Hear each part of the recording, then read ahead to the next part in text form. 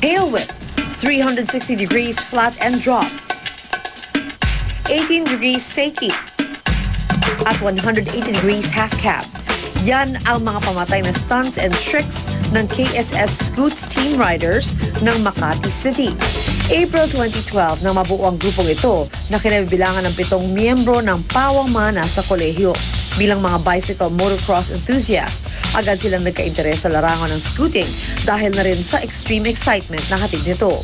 Mapanganib man ang nasabing sports, ginagawa raw nila ito para ipakita ang kanilang tapang at galing sa nasabing larangan. Start your week mga kapuso with these heartbreaking stunts. Ang ating UH Morning Star, ang KSS Scoots Team Riders.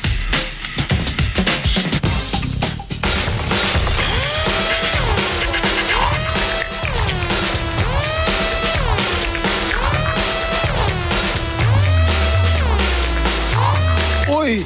Kaya nyo yun? Nakakabili po ang kanilang mga exhibitions. Ay, nako, hindi ba magigiba yung scooter na yan? Para malaman po natin ang tungkol sa KSS Scoot Riders team. Makakasama natin yun si Emilio Salvador. Hello, Good morning. How are you? Thank you for visiting us this morning. Ano ba tong medyo kakaiba tong KSS Scoot Riders? Tell us about this, Emilio. Yeah, KSS Scoots, bale, it was founded last year, April of last year. So 1 year pa lang kami ngayon. Kasi una ko nakita yan sa YouTube eh. Oo. Uy, muntik. Muntik na. Pero kaya, magagaling yung mga yan. Oo. Yeah, sa YouTube ko nakita yan. Tapos once I saw it, sabi ko, okay to ha. Kasi I'm into extreme sports talaga. I was doing BMX pa way back. 80s pa yun eh. Nakikita natin dyan usually skateboards, di ba? Yes, I So know. marami ka na rin mga bali sa katawan. Hindi naman. Mga ano lang, galos lang, peklat. So, why scooters? Kakaiba kasi. When people see it here, parang sabihin na, wow, parang ang galing nun. Kasi before, di ba, it's just an ordinary scooter, kid scooter, na parang, di ba, they just ride along and yun lang. Ngayon, hindi. Madami ka na magagawa. You can do tricks too and freestyle Sige, stuff. talk about tricks. Pakitaan mo naman kami ng maybe 1 or 2 tricks. Ano ba yung mga... Yeah, sige. Tawagin natin si John T. Saan si John T? John T. Pakitaan daw ng... Ito yung tail whip. Basic Tail whip. lang siya eh. Ito, Pakita tail mo whip. yung tail whip.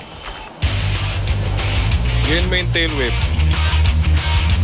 Yan, Okay, tail whip. yun yung tail whip. So, Meron basic pa, yun, ha? yeah, Basic. basic yun Okay. yan. Isa pa. Meron pa yung bar spin. Bar spin. Pakita mo yung bar spin.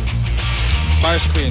Yan. Okay. Yes. Nako. Ito naman mga scooters na to, uso ngayon bisikleta pang commute, di ba? Kayo ba ginagamit nyo rin pang Yes, yeah, move from point A to point B ang scooter? Yeah, like from halos lahat kami from Makati. So sometimes we ride from our place to Ayala.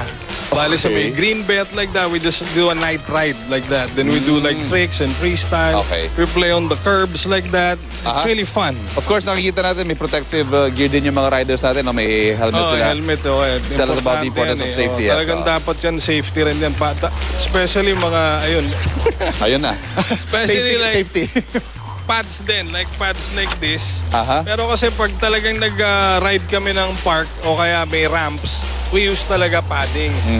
Talagang tsaka helmet din. Okay. Pero pag yung ano lang, pag yung ganito lang na flatland riding lang ang tawag dyan, okay lang yan. Pero mas maganda, safety pa rin. At dahil magagaling at safe kayo mag-ride ng scoot, kayo, ang aming Thank you. Morning Star, KSS Scoots. Thank you, appreciate that. Congratulations, bro. Alam mo, hindi madali to, ha? I know. Madali talaga. It takes, Congratulations, brother. Thank you. Ang KSS Scoots Team Riders. Magbabalik po ng hirit, Thank you. dyan lamang po kayo. Sample!